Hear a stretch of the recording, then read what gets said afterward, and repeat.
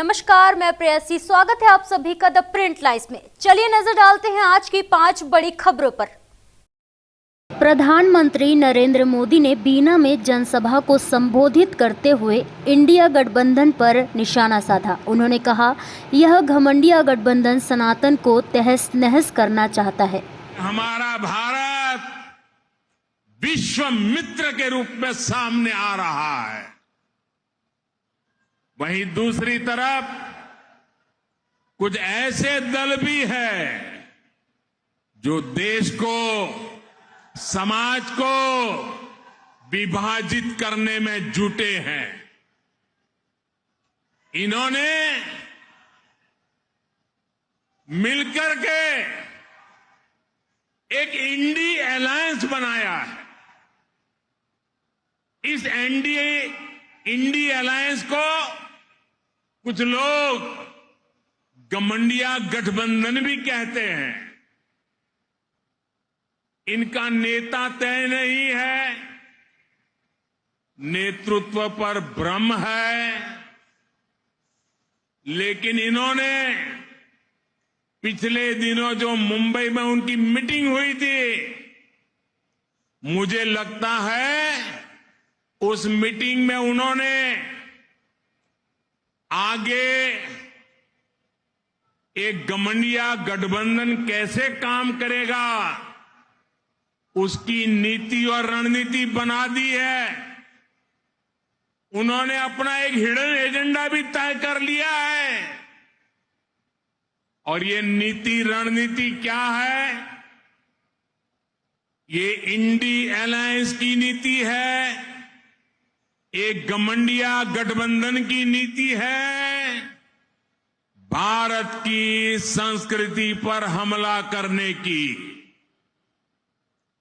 INDI alliance का निर्णय है, भारतीयों की आस्था पर हमला करो। इंडी अलायंस घमंडिया गठबंधन की नीयत है, भारत को जिस विचारों ने, जिस संस्कारों ने, जिस परंपराओं ने हजारों वर्ष से जोड़ा है, उसे तबाह कर दो।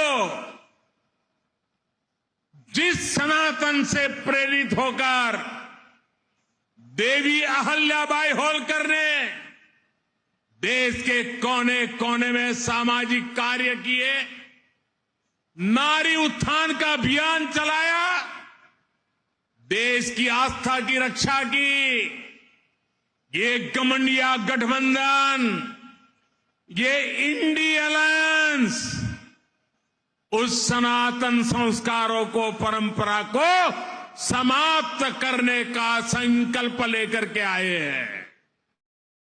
मध्य प्रदेश के सीहोर में एक जनसभा को संबोधित करते हुए मध्य प्रदेश के मुख्यमंत्री शिवराज सिंह चौहान ने कांग्रेस पर निशाना साधा है। अभी एक बात आज कहना चाहता हूं।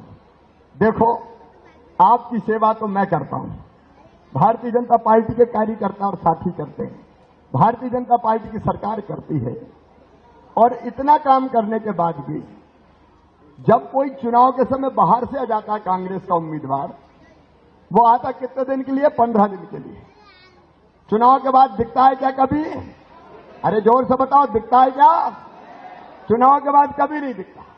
केवल चुनाव में आता है और पता नहीं कितने वोट ले जाता है।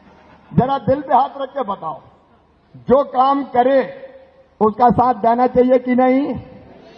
आधे बोल रहे, आधे बोल रहे, अरे देना चाहिए कि नहीं? लेकिन शाहपुरा विधानसभा भीलवाड़ा जिले में सार्वजनिक रैली को संबोधित करते हुए केंद्रीय मंत्री अनुराग ठाकुर ने कहा, आज भारत बहुत आगे बढ़ रहा है, काश राजस्थान ने उसमें योगदान दिया होता। जितना राजस्थान का योगदान होना चाहिए था उतना नहीं हुआ, क्योंकि यहाँ के मुख्यमंत्री और यहाँ के एक और बड़े नेता जो इनके अध्यक्ष रहे, उनकी आपस की लड़ाई खत्म नहीं हो रही है। अब इनकी लड़ाई के चक्कर में राजस्थान लुट गया। मित्रों, आज भारत बहुत आगे बढ़ रहा है, काश राजस्थान ने भी उसमें योगदान दिया होता। जितना योगदान राजस्थान का होना चाहिए था नहीं हुआ, क्योंकि यहां के मुख्यमंत्री और यहां के एक और बड़े नेता जो इनकी पार्टी के अध्यक्ष रहे, उनकी लड़ाई आपस में खत्म नहीं हुई। अब इनकी लड़ाई के चक्कर में राजस्थान लुट गया है। मेरा आप सबसे हाथ जोड़कर निवेदन है, अगर राजस्थान को बचाना है तो डबल इंजन की सरकार को लाना है, फिर कमल का फूल खिलाकर मोदी जी को राजस्थान को आगे बढ़ाने के लिए मौका देना है मेरे भाइयों। केंद्रीय मंत्री वीके सिंह ने राजौरी मुठभेड़ पर कड़ी प्रतिक्रिया व्यक्त करते हुए कहा कि पाकिस्तान सोचता है कि बॉलीवुड बिरादरी के सदस्य और क्रिकेट खिलाड़ी उनके देश में आते रहेंगे। सोचना चाहिए, क्योंकि जब तक हम अलग थलग नहीं करेंगे पाकिस्तान को, नहीं तो उनके लिए बिजनेस एज नॉर्मल। हाँ जी ठीक है, बॉलीवुड वाले आ जाएंगे हमारे यहाँ, क्रिकेट मैच खेलने वाले आ जाएंगे हमारे यहाँ, सब ठीक है, चंगा है जी, कोई दिक्कत नहीं है। वही मैं कह रहा हूँ कि अगर उसके ऊपर दबाव डालना है तो उसको अलग थलग करना पड़ेगा। उनको पता चलना चाहिए कि आप नॉर्मल चीज़ों के अंदर हमारे साथ रिश्ता तब तक नहीं कर सकते जब तक आप खुद नॉर्मल नहीं होंगे। WWE के भारतीय पहलवान सौरभ गुर्जर ने आज उज्जैन में श्री महाकालेश्वर मंदिर का दौरा किया और पूजा अर्चना की। इस दौरान वह बाबा की भक्ति में लीन नजर आए। सौरभ गुर्जर, आपने मुझे महाभारत में भीम और अभी WWE रेसलर हूं मैं। अभी सीधा अमेरिका से आने के बाद यहाँ मुझे महाकाल के दर्शन करने आना, जो मैं यहाँ आया, अद्भुत, मतलब मेरे पास शब्द नहीं है अपनी भावनाओं को व्यक्त करने के लिए महाकाल के दर्शन करने के बाद। और जितनी अच्छी व्यवस्थाएं इस पूरे प्रांगण में मैनेजमेंट के द्वारा की गई हैं, हर एक श्रद्धालु को महाकाल के दर्शन करने का मौका मिल रहा है। मैं तो धन्य हो गया यहाँ के, और हमेशा उम्मीद करूंगा कि बाबा मुझे बुलाएं और मैं यहाँ आऊं और उज्जैन की इस पावन नगरी में ऐसे आता हूँ। धन्यवाद। सभी क्या कामना करी सभी के लिए आपने? मेरी कामना अपने पूरे देश भारतवर्ष के लिए, क्योंकि मैं पूरे भारत को रिप्रेजेंट करता हूँ अमेरिका में, वर्ल्ड रेसलिंग एंटरटेनमेंट में, तो मैं हमेशा अपने पूरे देश के लिए यही उम्मीद करूंगा कि ईश्वर हमारे देश में सुख, शांति, समृद्धि बनाए रखे, हम सब लोगों को खुश रखें। और सनातन को लेकर के क्या कहेंगे आप? सनातन को लेके कहने की, सनातन के लिए मेरे पास शब्द है ही नहीं।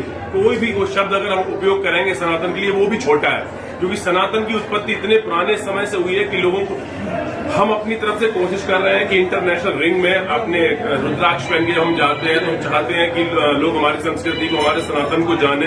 हम अपनी भरपूर कोशिश कर रहे हैं, और आगे आने वाले समय में ये आप पक्का मान लीजिए कि पूरी दुनिया सनातन को मानेगी और सनातन आगे बढ़ेगा और ऐसे ही बढ़ता है।